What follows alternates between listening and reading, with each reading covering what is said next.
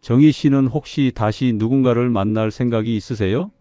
글쎄요, 생각해 본 적이 없어요. 이해해요. 사실 저도 가끔은 누군가 옆에 있으면 좋겠다고 생각할 때가 있으니까요. 하지만 동시에 두렵기도 해요. 이 나이에 새로운 관계를 시작한다는 게. 여러분은 황혼의 사랑이 더 아름다울 수 있다고 생각해 보신 적 있나요? 황혼의 시간에도 사랑이 찾아올 수 있다면 여러분은 마음의 문을 열 준비가 되셨나요? 오늘의 사연은 인생의 황혼기에 찾아온 뜻밖의 사랑, 그리고 그 과정에서 마주한 예상치 못한 반전에 관한 이야기입니다. 본격적인 시작 전에 구독과 좋아요 부탁드립니다. 그럼 바로 시작하겠습니다. 안녕하세요. 저는 올해 68세 윤정이라고 합니다. 제 나이에 이런 사연을 보내는 게 조금 부끄럽지만 제 경험이 비슷한 상황에 계신 분들께 작은 위로와 용기가 되길 바라는 마음으로 글을 씁니다. 8년 전 40년을 함께한 남편을 암으로 떠나보냈습니다. 그 후로 저는 혼자만의 시간을 보내며 외로움이라는 감정에 서서히 익숙해져 갔죠. 매일 아침 일어나 혼자 밥을 차리고 텔레비전을 보며 시간을 보내고 가끔 아이들이 전화하면 반갑게 받고 그렇게 하루하루 비슷한 일상이 이어졌습니다. 딸아이는 늘 걱정했어요. 엄마, 이러다 우울증 걸려. 밖에 나가서 사람도 만나고 취미생활 좀 해봐. 그런 딸의 성화에 못 이겨 시작한 것이 지역 산악회 활동이었습니다. 처음엔 정말 내키지 않았어요. 낯선 사람들 속에 섞여 산을 오르내린다는 것이 부담스럽기도 했고 무엇보다 나 같은 늙은이가 무슨 새로운 시작을 하나 싶었거든요. 그런데 그곳에서 제 인생의 새로운 장이 열릴 줄은 꿈에도 몰랐습니다. 첫 산행날 회원들이 모두 모였을 때 한 남성분이 제게 다가왔어요. 처음 오셨나 봐요. 저는 이 모임 총무 맡고 있는 서동환입니다. 오늘 산행 괜찮으시겠어요? 72세라고 자신을 소개한 그는 나이에 비해 정정하고 활기찬 모습이었습니다. 밝은 미소와 친절한 말투가 인상적이었죠.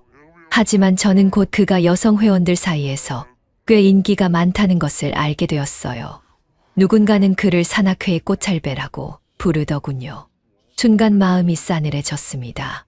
과거 제 남편이 바람을 피웠던 기억이 떠올랐거든요. 아, 저런 타입은 항상 여자들에게 친절하겠지. 바람둥이일 거야. 그렇게 처음부터 마음의 벽을 세워버렸습니다. 그런데도 서동원 씨는 산행 내내 저를 신경 써주셨어요. 가파른 길에서는 앞장서서 길을 안내해주고 쉬는 시간마다 물을 건네주며 말을 걸어왔습니다. 산에 자주 오셨나요? 괜찮으세요? 너무 힘드시면 말씀하세요. 그런 그의 배려가 부담스러워 저는 최대한 짧게 대답하며 거리를 두려 했습니다. 그러던 어느 비 오는 날이었어요. 갑자기 내린 비에 산길이 미끄러워졌고 저는 내려오는 길에 몹시 불안했습니다. 그때 서동환 씨가 다가와 우비를 나눠주며 말했어요. 함께 내려가요. 제가 옆에서 도와드릴게요. 그는 말없이 손을 내밀었고 저는 그 손을 잡았습니다.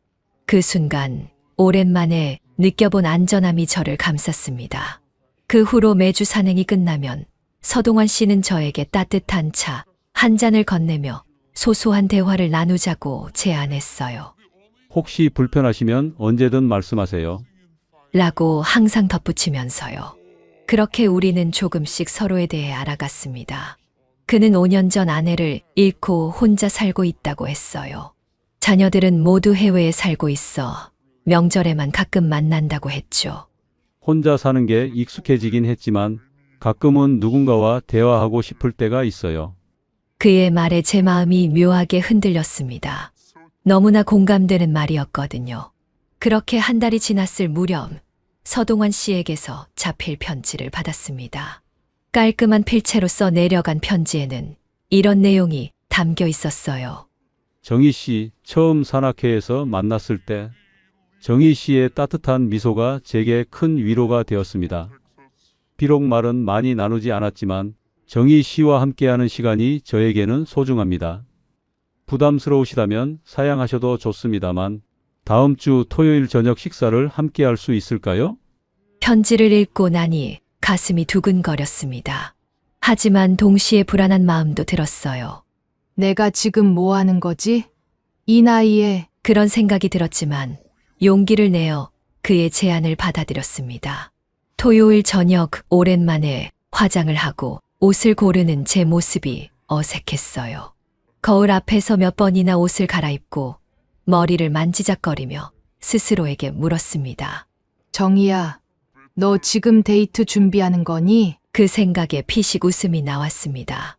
30도 아닌 68배 이런 설렘을 느끼다니요. 약속 장소는 도심에서 조금 떨어진 조용한 한식당이었습니다. 들어서는 순간 서동환 씨가 일어나 손을 흔들었어요. 평소 산행복 차림이 아닌 단정한 셔츠를 입은 모습이 새롭게 느껴졌습니다. 많이 기다리셨어요? 제가 물었습니다. 아니요, 방금 왔어요. 오늘 참 아름다우시네요. 그의 말에 얼굴이 화끈거렸습니다. 몇십 년 만에 듣는 칭찬에 어떻게 반응해야 할지 몰라 그저 어색하게 웃었죠. 사실 오늘 만남을 제안하면서도 많이 망설였어요. 부담스러우실까봐. 그가 말했습니다. 저도요. 솔직히 이렇게 누군가와 단둘이 식사하는 게 8년 만이에요. 그렇군요. 저도 비슷해요. 5년 동안 이런 자리를 마련해 본 적이 없었거든요. 우리는 서로의 과거에 대해 이야기했습니다. 그는 40년간 교직에 있다가 퇴직했고 아내와 사별한 후 취미로 시작한 등산이 이제는 삶의 큰 부분이 되었다고 했어요. 저는 남편과의 추억, 아이들 이야기, 그리고 혼자 살면서 겪는 소소한 일상을 나눴습니다. 식사를 마치고 그가 조심스럽게 제안했어요. 날도 좋은데 강변을 따라 잠깐 산책이라도 할까요?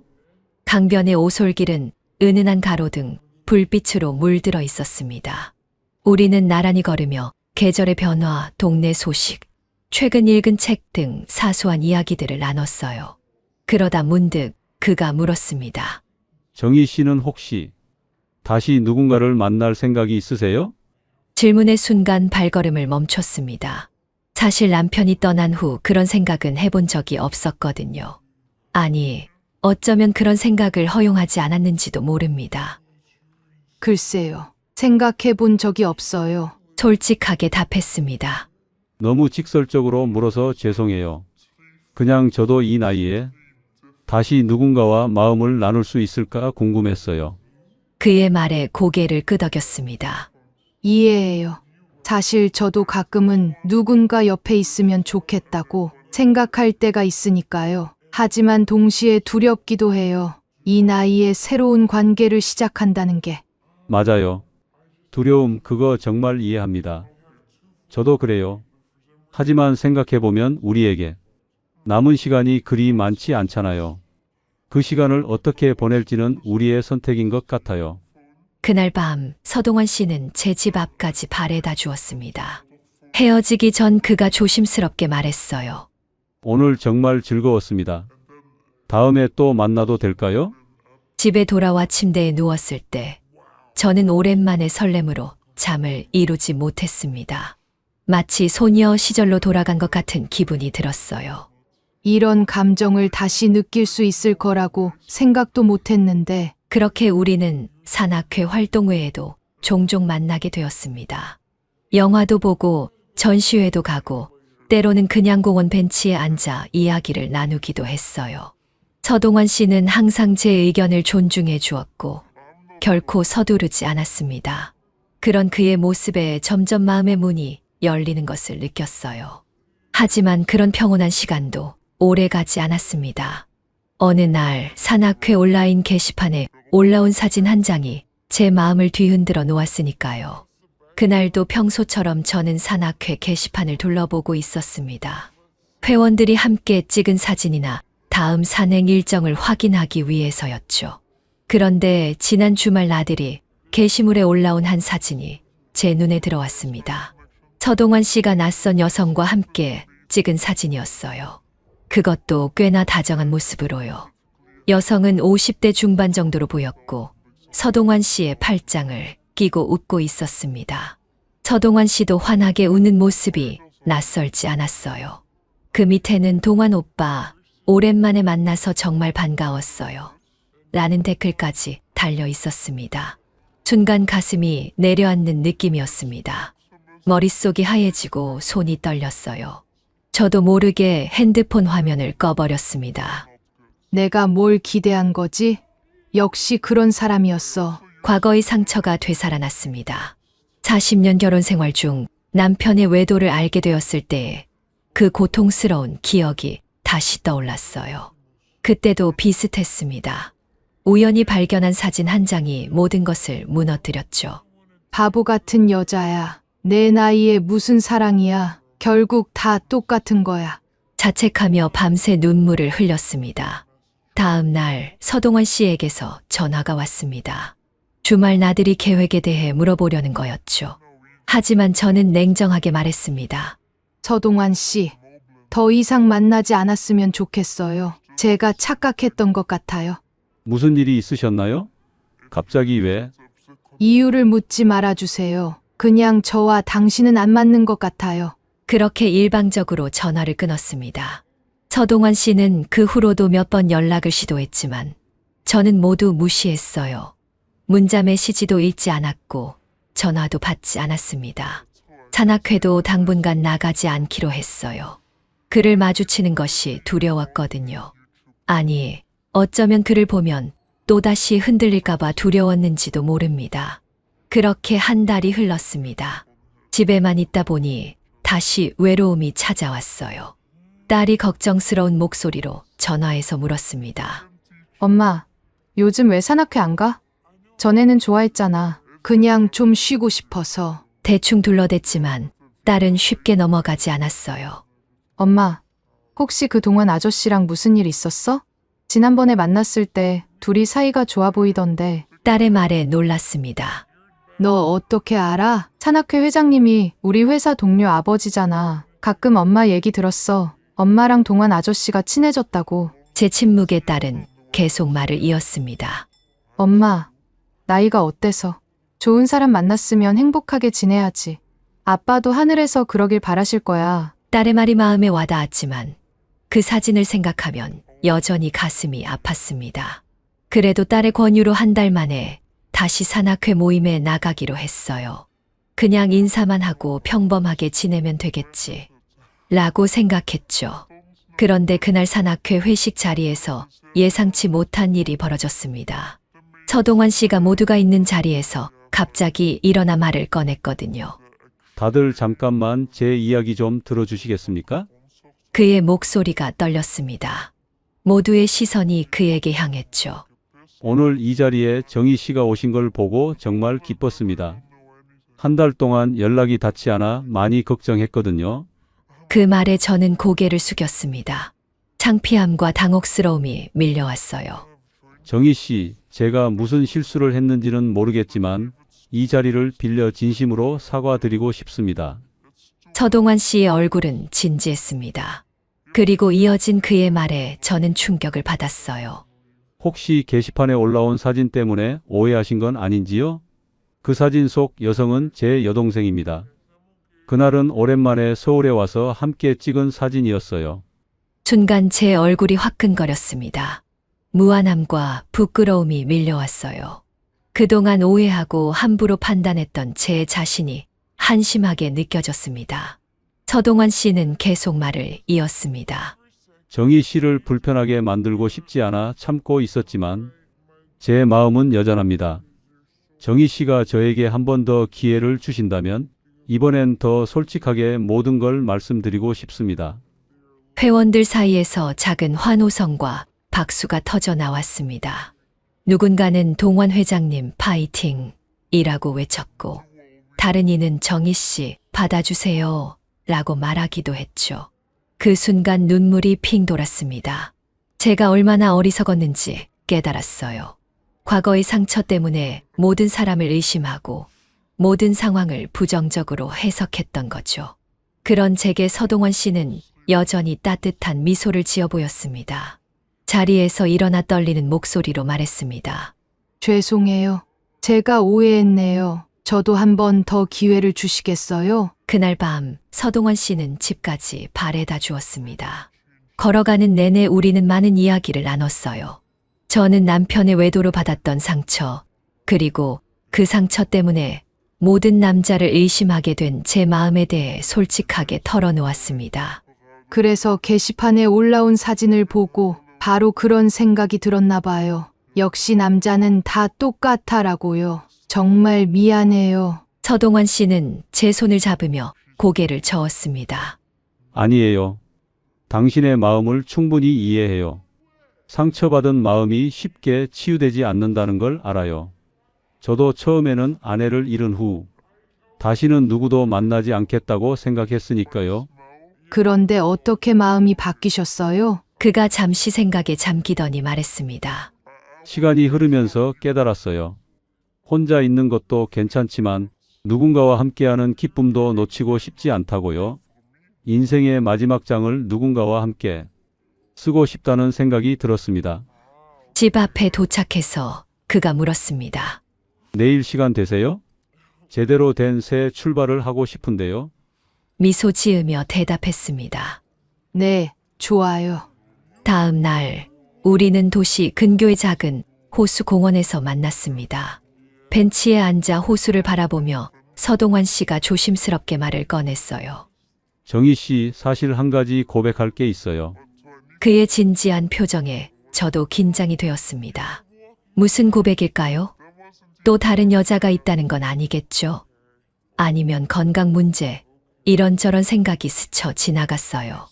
무슨 말씀이신지. 서동환 씨는 깊게 한숨을 내쉬더니 말했습니다. 제가 진작 말씀드렸어야 했는데 어떻게 꺼낼지 몰라서요. 저는 사실 재산이 거의 없습니다. 그 말에 저는 어리둥절했어요. 네, 재산이요. 네. 많은 분들이 제가 퇴직 교사라서 연금도 받고 여유롭게 사는 줄 아세요. 하지만 사실은 아내가 병으로 투병할 때 저축의 상당 부분을 의료비로 썼고 아이들 유학 보내느라 남은 것도 많이 사용했어요. 지금은 작은 연금으로 겨우 생활하고 있습니다. 그의 고백에 웃음이 나왔습니다. 이게 그렇게 고민하던 비밀이었나요? 서동환 씨, 그런 거였어요? 저는 무슨 큰일인 줄 알았어요. 그게 요즘 세상의 노년에 재혼해서 재산 문제가 중요하다고 하잖아요. 정희 씨께 부족한 모습을 보이고 싶지 않았는데 제 손이 저절로 그의 손을 덮었습니다. 저도 특별히 재산이 많은 건 아니에요. 그저 아이들이 각자 살 수 있도록 도와준 후 남은 작은 아파트와 연금이 전부죠. 그런 거 신경 쓰지 마세요. 그 순간 서동환 씨의 눈시울이 붉어졌습니다. 정말 고마워요. 사실 그동안 말하고 싶었는데 혹시 실망하실까봐 두려웠어요. 서동환 씨, 저는 당신의 돈이 아닌 당신이라는 사람을 알아가고 있어요. 그리고 지금까지 본 모습이 참 좋았어요. 그날 이후로 우리의 관계는 더욱 깊어졌습니다. 서로에 대한 솔직한 마음을 나누고 나니 더 이상 숨길 것도 두려울 것도 없었어요. 우리는 일주일에 두세 번씩 만났고 서로의 집을 오가며 식사를 함께 했습니다. 2달이 지난 어느 날 서동원 씨가 작은 꽃다발을 들고 제 집을 방문했어요. 평소와 달리 긴장한 모습이었죠. 오늘따라 왜 그러세요? 어디 아프세요? 제가 물었습니다. 아니요, 그게 그는 떨리는 손으로 주머니에서 작은 상자를 꺼냈습니다. 정희 씨, 이제 우리 함께 살면 어떨까요? 숨이 멎는 듯 했습니다. 예상은 했지만 실제로 그 말을 들으니 가슴이 두근거렸어요. 결혼하자는 말씀인가요? 네. 이 나이에 결혼이라니 좀 부끄럽지만 정희 씨와 남은 인생을 함께하고 싶어요. 물론 서두르실 필요는 없습니다. 천천히 생각해 보세요.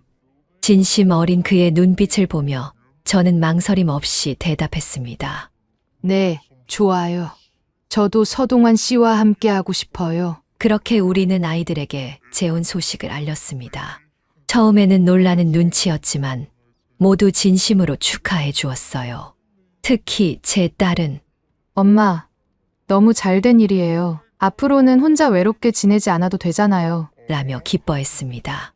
심플한 혼인신고만 하려 했는데 아이들이 고집을 부려 작은 결혼식을 올리게 되었어요. 두 가족이 모인 자리에서 우리는 늦은 나이에 찾아온 사랑을 축복받았습니다.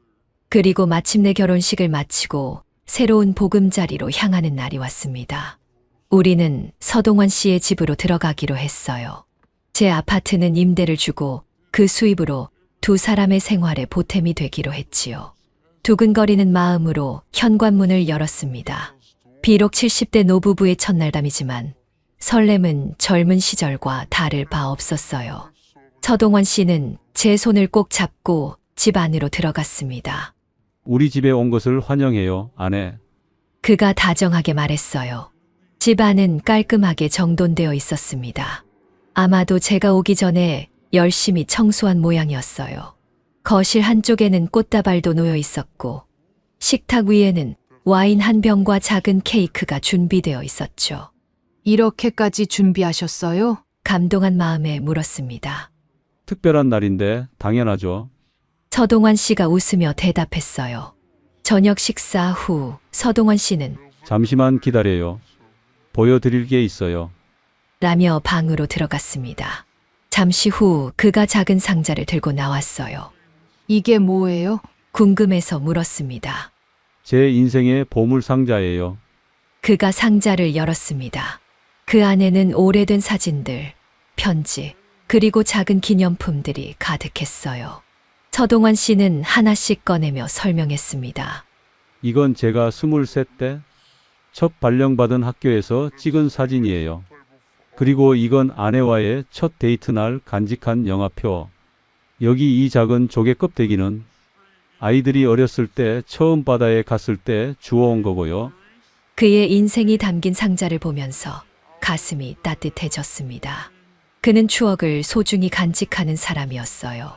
상자 맨 아래에서 그가 작은 노트 하나를 꺼냈습니다.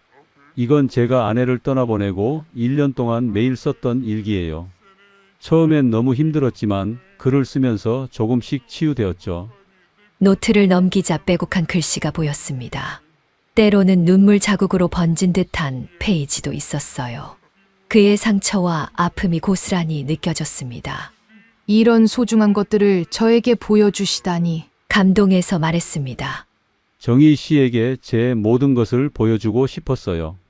좋은 것만이 아니라 아픔도 상처도 모두요. 그래야 진정한 동반자가 될 수 있다고 생각했거든요. 그 순간 제 마음에도 용기가 생겼습니다. 저도 보여드릴 게 있어요. 침실로 가서 제가 가져온 작은 가방을 가지고 왔습니다. 그 안에는 제 보물이 들어 있었어요.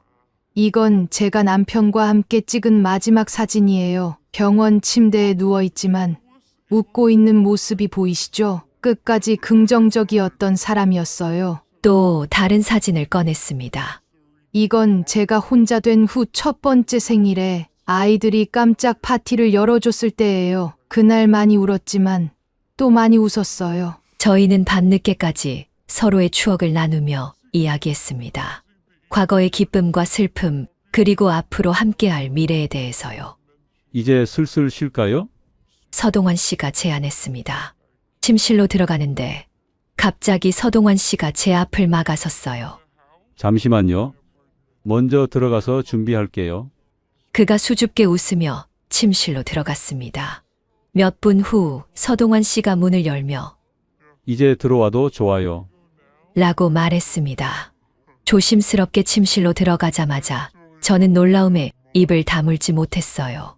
침대 위에는 장미꽃이 뿌려져 있었고 방 안에는 은은한 조명과 함께 잔잔한 음악이 흐르고 있었습니다. 그리고 침대 옆 탁자 위에는 작은 상자가 놓여 있었어요. 이게 다 뭐예요? 감동과 놀라움이 뒤섞인 목소리로 물었습니다. 우리의 첫날 밤인데 특별하게 하고 싶었어요. 서동환 씨가 수줍게 대답했어요. 그리고 이건 당신을 위한 선물입니다. 그가 탁자 위의 상자를 건네주었습니다. 상자를 열자 그 안에는 아름다운 진주 목걸이가 들어있었어요. 이런 걸 언제? 놀란 마음의 말을 잊지 못했습니다. 사실 이건 어머니의 유품이에요.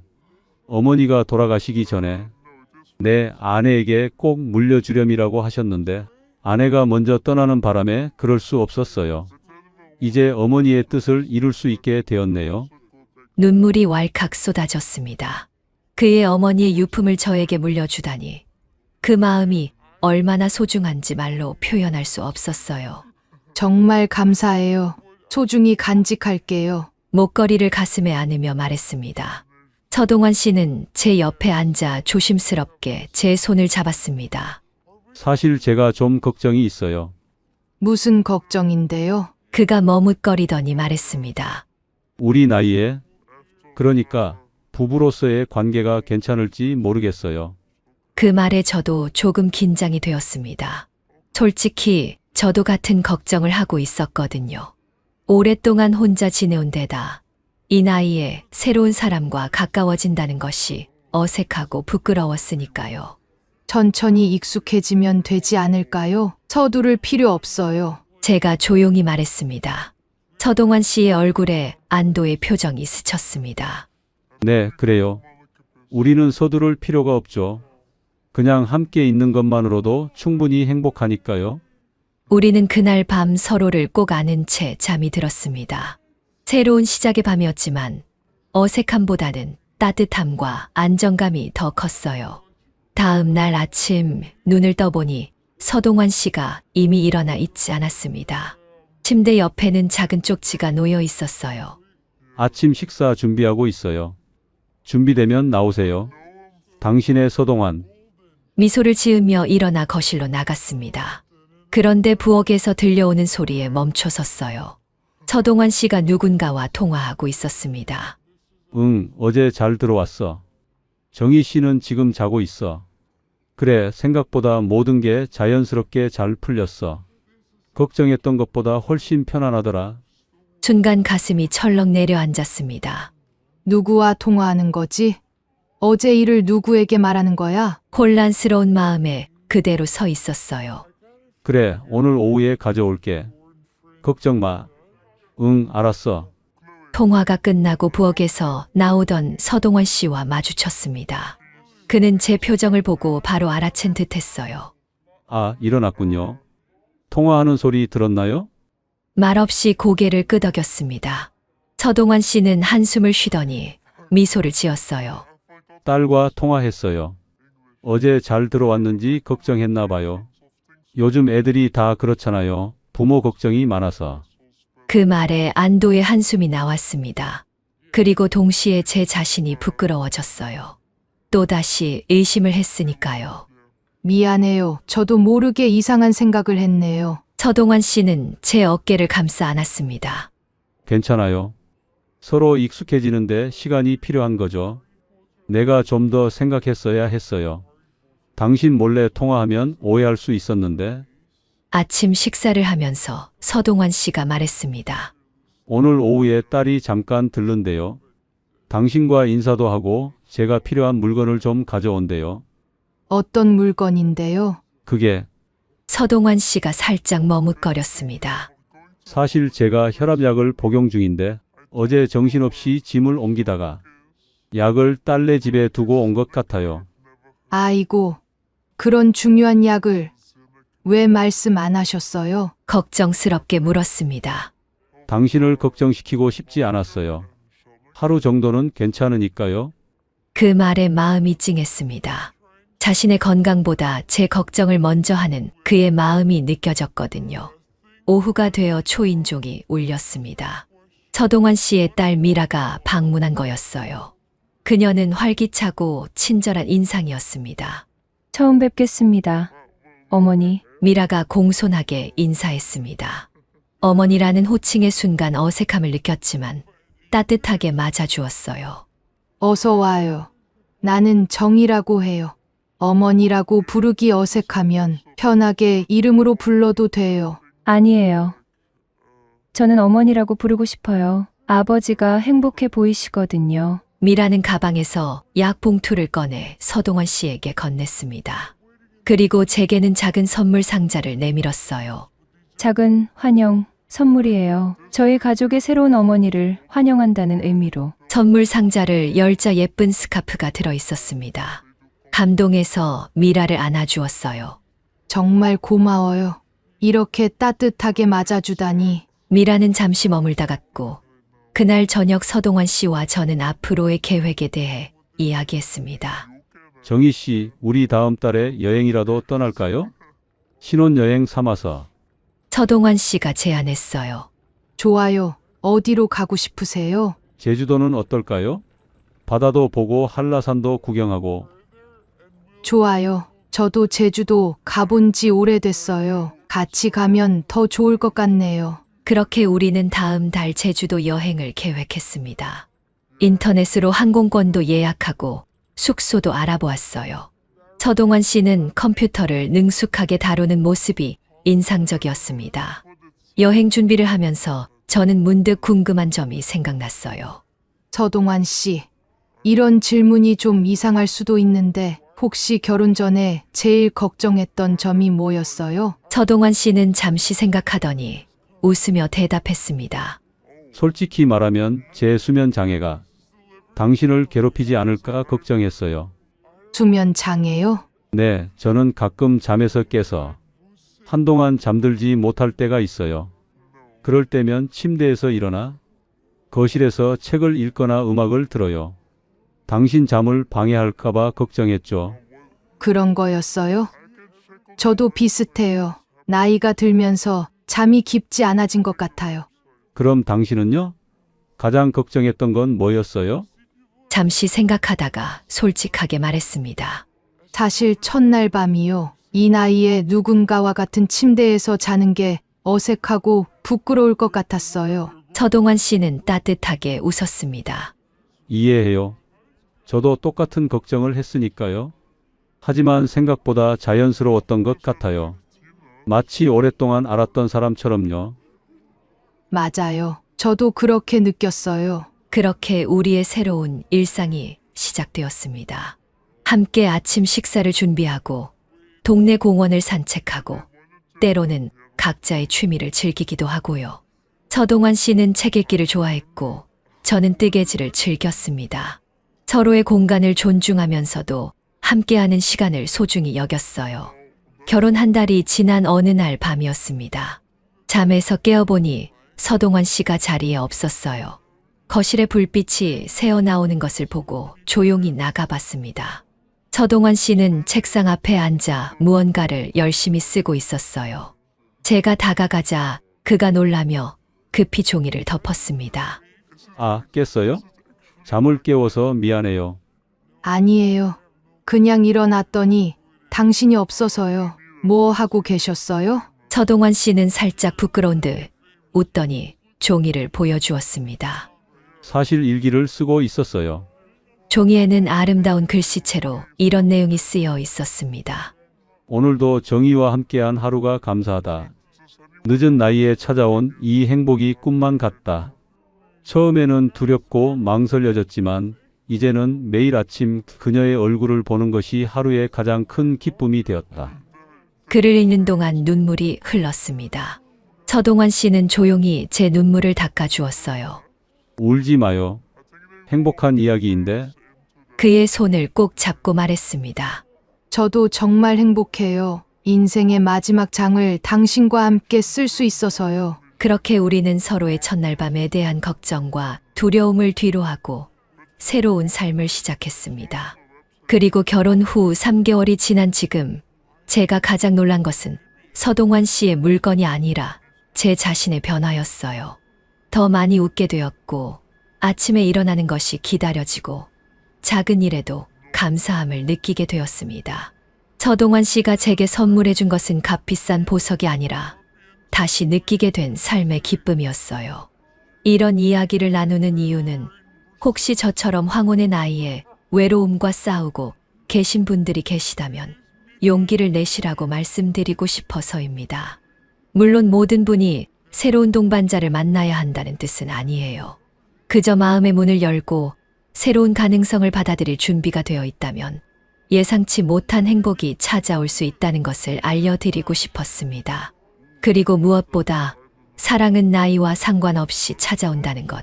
그리고 어떤 나이에도 새로운 시작은 가능하다는 것을 말이죠. 긴 시간 동안 제 이야기 들어주셔서 감사합니다.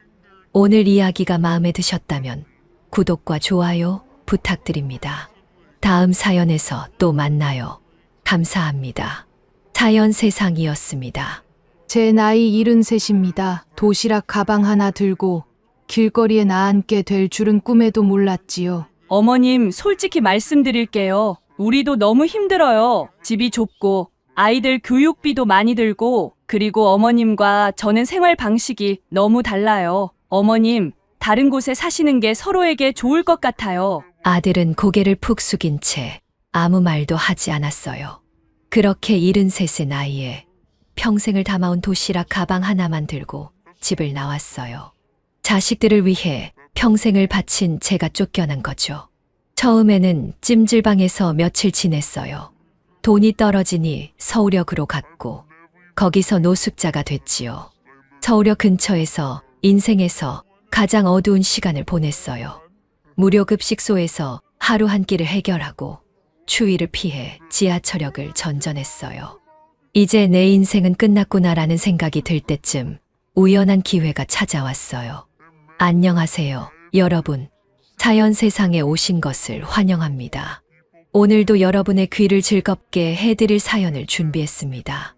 시작하기 전에 구독과 좋아요 눌러주시면 소원이 이루어집니다. 그럼 시작하겠습니다. 안녕하세요. 저는 올해 73세 이정희입니다.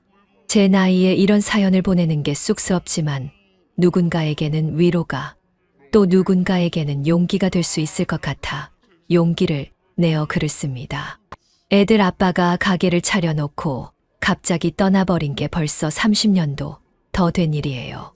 그때 큰아들은 중학생, 작은아들은 초등학생이었죠. 남편이 남긴 건 골목 안 작은 도시락집 하나뿐이었어요.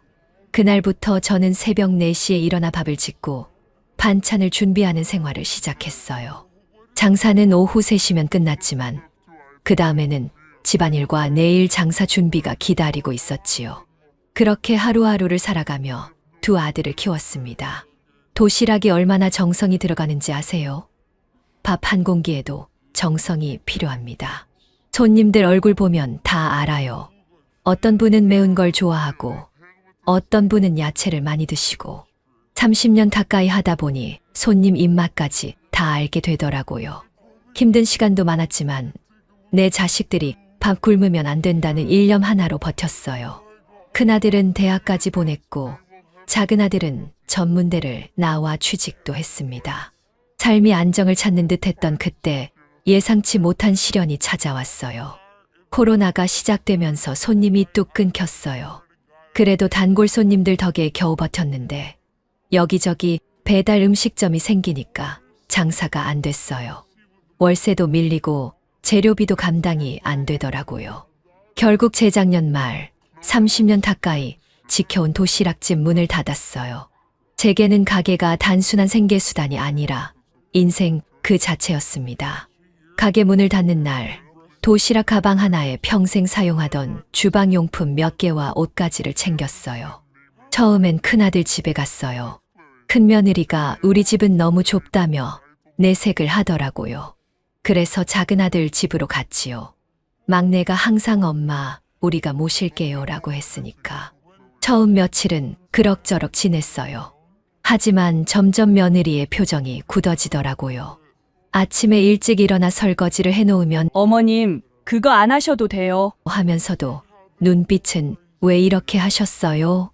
하는 듯 했어요. 손자들 간식을 챙겨주면 요즘 애들은 그런 것 안 먹어요 라며 제가 해준 걸 버리는 모습을 봤죠. 그러던 어느 날 작은 며느리가 친정어머니와 통화하는 걸 우연히 들었어요. 시어머니가 갑자기 들어오셔서 숨이 막혀요. 아무것도 안 하시면서 집에만 계시니. 제 심장이 쿵 내려앉는 것 같았어요. 30년 동안 하루도 쉬지 않고 일했는데 아무것도 안 한다는 말이 이렇게 아플 줄 몰랐습니다. 그로부터 며칠 후 결정적인 사건이 벌어졌어요. 아들 부부가 맞벌이라 제가 집에서 손자들을 봐주고 있었죠. 큰 손자가 학교에서 돌아와 배고프다 해서 도시락집 하던 솜씨로 볶음밥을 해줬어요. 그날 저녁 며느리가 부엌을 보더니 안색이 변했어요. 어머님, 이게 뭐예요? 제 그릇들 다 어지럽혀 놓으시고 애들 입맛 버려요. 요즘 애들은 이런 거 안 먹어요. 그날 밤 방에 혼자 앉아 밤을 새웠어요. 다음 날 아침 작은 며느리가 앉으라고 하더니 아들과 함께 준비한 듯한 말을 꺼냈습니다.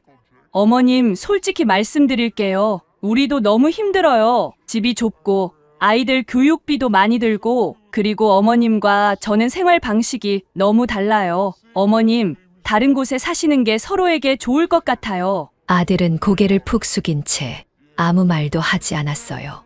그날 저녁 아들이 봉투를 내밀었어요. 엄마, 이거라도. 하는데 제 자존심이 무너지는 소리가 들리는 것 같았어요. 평생 누구한테 돈 받아본 적 없는 사람인데 그 순간 내 자식이 남보다 못하게 느껴졌습니다. 내 돈 필요 없다. 너희보다 못 살 것 같냐? 하고 봉투를 밀어냈어요. 그렇게 73세의 나이에 평생을 담아온 도시락 가방 하나만 들고 집을 나왔어요. 자식들을 위해 평생을 바친 제가 자식 집에서 쫓겨난 거죠. 처음에는 찜질방에서 며칠 지냈어요. 돈이 떨어지니 서울역으로 갔고 거기서 노숙자가 됐지요. 서울역 근처에서 인생에서 가장 어두운 시간을 보냈어요. 무료 급식소에서 하루 한 끼를 해결하고 추위를 피해 지하철역을 전전했어요. 이제 내 인생은 끝났구나라는 생각이 들 때쯤 우연한 기회가 찾아왔어요. 어느 날 아침 근처 전통시장을 지나가는데 청과물 가게들이 문을 열고 있더라고요. 사람들이 분주히 과일 박스를 나르고 정리하는 모습이 보였어요.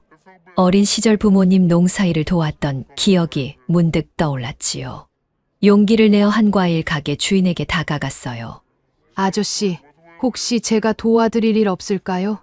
박스 정리라도, 자빌이라도 좋습니다. 김철수 씨라는 과일 가게 주인은 처음에는 의아한 표정을 지었지만 제 진심 어린 눈빛을 보고 고개를 끄덕이셨어요.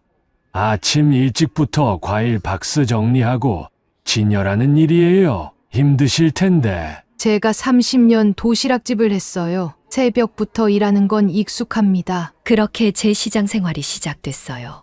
처음에는 하루 3만 원의 품삯을 받으며 박스 정리와 간단한 심부름을 했어요. 비록 적은 돈이었지만 제게는 생존을 위한 희망이었습니다. 첫날 일을 마치고 받은 3만 원으로 찜질방에서 하룻밤 자고 라면 한 봉지를 사 먹었어요.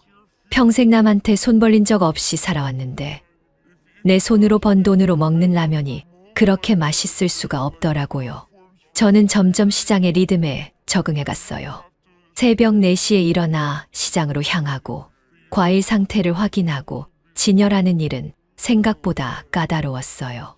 하지만 제게는 특별한 재능이 있었나 봐요. 김 사장님이 어느 날 놀라더라고요. 할머니, 어떻게 이렇게 과일을 잘 고르세요? 했어요. 도시락집 할 때도 항상 가장 싱싱한 재료를 골랐거든요. 과일도 마찬가지예요. 만져보면 알아요. 어떤 건 잘 익은 거고 어떤 건 덜 익은 거고. 제 솜씨는 금세 소문이 났어요. 과일을 가장 보기 좋게 진열하는 비법, 고객의 말 한마디로 취향을 파악하는 능력까지. 저를 찾는 상인들이 하나둘 늘어났어요. 처음엔 한 가게에서만 일했는데 2달쯤 지나니까 다른 가게에서도 불러주더라고요. 정혜 할머니, 오늘 우리 가게 좀 도와주세요. 하면서요. 일이 늘어나니 하루벌이가 5만 원, 많을 땐 7만 원까지 되었어요. 그렇게 한 달, 2달이 지나며 저는 시장 사람들과 정을 쌓아갔어요. 더 이상 찜질방을 전전하지 않고 시장 뒤편에 있는 작은 고시원에 방 하나를 얻었어요. 비록 화장실과 부엌을 공용으로 써야 했지만 제게는 내 공간이었어요. 고시원 방에 처음 들어갔을 때가 생각나요. 좁고 창문도 작았지만 내 식구들 눈치 볼 필요 없는 내 방이었어요. 그날 저녁 처음으로 펑펑 울었어요. 서러워서가 아니라 이제 다시 혼자서도 살 수 있겠다는 안도감 때문이었죠. 시장에서 일한 지 3개월째 되던 날 결정적인 기회가 찾아왔어요. 김철수 씨가 저를 찾아왔어요. 정혜 씨, 내가 제안이 하나 있어요. 우리 시장 안에 작은 가게 하나가 비는데 과일 좀 팔아볼래요? 보증금은 내가 좀 도와줄 테니. 처음에는 망설였어요. 가게를 또 한 번 망하면 어쩌나 하는 두려움도 있었거든요. 하지만 지난 몇 개월간 배운 시장의 흐름, 그리고 무엇보다 다시 시작할 수 있다는 자신감이 생겼어요. 처음에는 조그만 평수에 과일 몇 종류만 팔았어요. 사과, 배, 귤, 계절 과일 위주로요. 가게 이름은 정의 과일 가게로 붙였죠. 화려한 간판도 없고 특별할 것도 없었지만 손님들이 하나둘 찾아오기 시작했어요. 제 과일 가게는 한 가지 특별한 점이 있었어요. 바로 도시락집 정신이었죠. 과일을 그냥 팔지 않았어요. 손님이 오면 물어봤죠. 어디에 드실 건가요? 지금 드실 거면 이건 더 달아요. 아이들 간식으로 필요하시면 이게 더 좋아요. 도시락집 하면서 손님 한 분 한 분 기억하던 것처럼 과일을 사러 온 손님들도 기억하려고 노력했어요. 특히 저는 과일을 깎아서 팩에 담아 파는 컷 과일 판매를 시작했어요. 도시락집에서 썼던 칼솜씨로 예쁘게 과일을 깎아 한 입 크기로 담아드렸죠. 혼자 사는 노인분들이 많이 찾으셨어요. 할머니, 저번에 주신 파인애플 맛있었어요. 오늘도 좀 주세요. 하시면서요. 또 직장인들도 출근길에 많이 사 가셨죠. 한 입에 먹기 좋게 깎아 놓으니까요. 제 과일 가게는 6개월 만에 시장에서 가장 북적이는 가게가 되었어요. 특히 정혜 할머니의 과일 도시락이라는 신메뉴는 소문이 나서 일부러 찾아오는 손님들도 생겼어요. 작은 플라스틱 용기에 계절 과일들을 예쁘게 담아서 팔았어요. 마치 도시락처럼요. 위에는 달콤한 과일, 아래는 새콤한 과일, 중간에는 특별한 과일 한 조각. 도시락 만들 때의 그 마음으로 과일을 담았어요. 그러던 어느 날 구독자 100만 명이 넘는 대형 유튜브 채널을 운영하는 젊은이가 찾아왔어요. 할머니, 저희가 숨은 인생 이야기라는 콘텐츠를 만들고 있는데 할머니 스토리를 유튜브에 소개해도 될까요? 처음에는 망설였지만 제 이야기를 솔직하게 들려주기로 했어요. 도시락집에서 시작해 아들 며느리에게 쫓겨난 이야기, 그리고 시장에서 다시 일어선 과정까지. 카메라 앞에서 이야기하는 게 처음이라 많이 떨렸어요. 하지만 그 청년이 할머니의 이야기가 비슷한 처지에 있는 많은 어르신들에게 희망이 될 거예요 라고 하더라고요. 그 말을 듣고 용기를 냈죠. 영상이 올라간 지 일주일 만에 조회수가 100만이 넘었다고 해요. 그리고 갑자기 많은 사람들이 시장으로 저를 찾아오기 시작했어요. 정혜 할머니 과일 도시락 먹으러 왔어요. 할머니 응원합니다 하면서요. 처음엔 어색했지만 그분들 덕분에 가게가 더 잘 되니 감사할 따름이었죠. 유튜브에 제 영상이 올라간 후로 제 인생이 또 한 번 바뀌었어요. 시장 상인회에서 저보고 시장 홍보대사를 해달라고 했어요. 전통시장이 요즘 많이 어렵잖아요. 젊은 사람들이 마트나 인터넷으로 장을 보니까요. 그런데 제 이야기를 듣고 시장을 찾는 사람들이 늘어났다는 거예요. 정혜 할머니의 과일 고르는 법이라는 작은 강의도 시작했어요. 주말마다 시장 한쪽에서 10분 정도 모이시면 과일 고르는 요령, 보관하는 방법, 맛있게 먹는 방법 같은 걸 알려드리는 거예요. 처음엔 10분이 안 모일까 걱정했는데 오히려 자리가 부족할 정도로 사람들이 몰렸어요. 평생 무대 위에 서본 적 없는 사람이 갑자기 강사가 된 거예요. 처음엔 많이 떨렸지만 제가 30년 넘게 쌓은 경험을 나누는 것이라 생각하니 자신감이 생기더라고요. 도시락집 할 때도 손님들 입맛에 맞는 반찬을 골라주고 그날의 컨디션에 맞는 음식을 추천해주곤 했거든요. 그런 마음으로 과일도 알려드렸어요. 그러던 어느 날 강의가 끝나고 작은 아들이 저를 찾아왔어요. 어머니, 정말 죄송합니다. 그동안 많이 찾아봤어요. 어머니가 떠나신 후에 너무 마음이 아팠는데 어디로 가셨는지 찾을 수가 없었어요. 그러다 우연히 유튜브에서 어머니 영상을 보게 됐어요. 아들의 얼굴을 보니 복잡한 감정이 밀려왔어요. 미움, 서운함, 그리고 그래도 내 자식이라는 정. 하지만 제 마음은 이미 단단해져 있었어요. 민수야, 엄마는 이제 괜찮아. 여기서 새 삶을 찾았어. 너희도 잘 지내면 그걸로 됐어. 아들은 눈물을 흘리며 절 안고 싶어 했지만 저는 한 발 물러섰어요. 아직은 그럴 마음의 준비가 안 됐거든요. 엄마, 집에 같이 가요. 애들도 할머니 보고 싶어 해요. 와이프도 많이 반성하고 있어요. 하지만 제 대답은 확고했어요. 아니, 엄마는 이제 여기가 좋아. 내 일도 있고, 내 공간도 있고, 날 필요로 하는 사람들도 있어. 너희 생활에 방해되기 싫어. 그날 이후로 아들은 가끔 시장에 찾아와요. 손자들도 데려오고 가족들과도 함께요. 하지만 저는 그들의 집으로 돌아가지 않았어요. 그건 이미 저의 과거가 되었으니까요. 대신 우리는 시장에서 만나 함께 식사도 하고 이야기도 나눠요. 적당한 거리를 유지하면서요. 시장에서 시작한 작은 과일 가게는 1년 만에 2배로 커졌어요. 정혜 할머니의 과일연구소라는 이름으로 간판도 바꾸고 직원도 2명이나 고용했죠. 한 분은 저처럼 자식에게 버림받은 70대 할머니, 다른 한 분은 취업이 어려워 힘들어하던 20대 청년이에요. 무엇보다 제가 가장 자랑스러운 건 실버 창업 멘토가 된 거예요. 은퇴 후에 창업을 고민하는 어르신들에게 제 경험을 나누는 거죠. 처음엔 구청에서 초청해서 강의를 했는데 이제는 전국 여러 곳에서 불러주세요.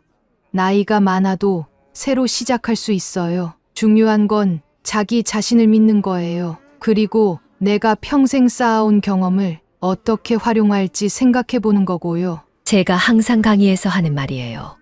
도시락집에서 30년간 쌓은 경험이 과일 가게에서 빛을 발했듯이 누구나 자신의 인생 경험을 새로운 기회로 바꿀 수 있다고 믿어요. 지금은 시장 근처에 작은 원룸을 얻어서 살고 있어요. 비록 크지 않지만 제 인생에서 가장 편안한 공간이에요. 아침에 일어나면 창문으로 시장이 보여요. 그 분주한 모습을 보면 왠지 힘이 납니다. 힘들었던 시간들이 있었지만 지금 돌아보면 그 모든 과정이 제게 필요했던 것 같아요. 아들 며느리에게 쫓겨나지 않았다면 새로운 삶을 발견하지 못했을 테니까요. 때로는 우리 인생에서 가장 어두운 순간이 새로운 빛을 찾는 전환점이 되는 것 같아요.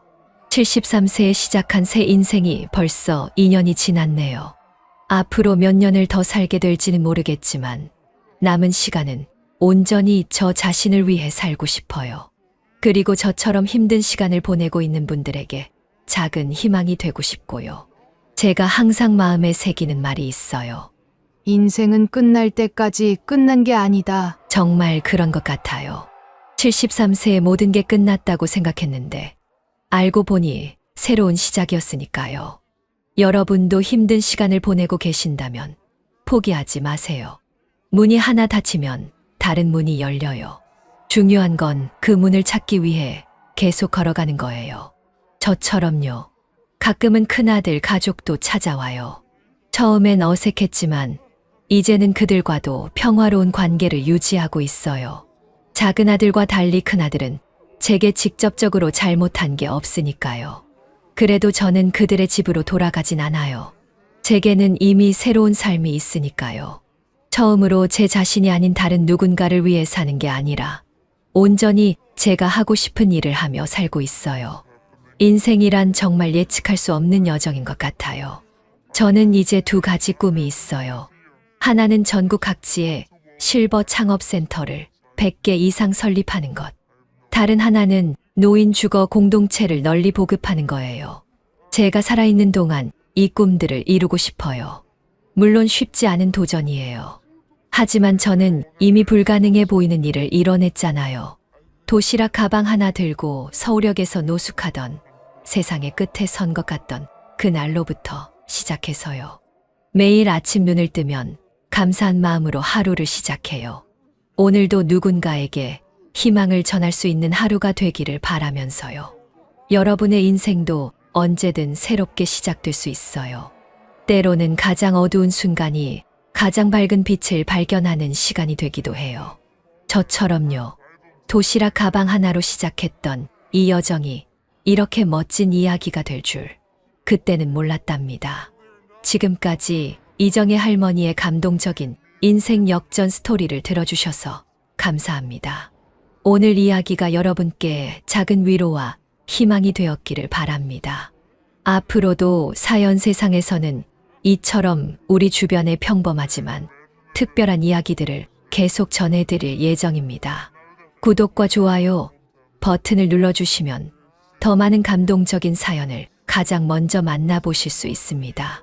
알림 설정도 꼭 해두세요. 여러분의 소중한 댓글도 기다리고 있습니다. 이 이야기를 듣고 어떤 생각이 드셨나요? 혹시 주변에 이정의 할머니처럼 인생의 두 번째 기회를 잡은 분이 계신가요? 또는 듣고 싶은 사연이 있으시다면 댓글로 알려주세요. 다음 이야기로 찾아뵙겠습니다. 항상 건강하시고 행복하세요. 감사합니다.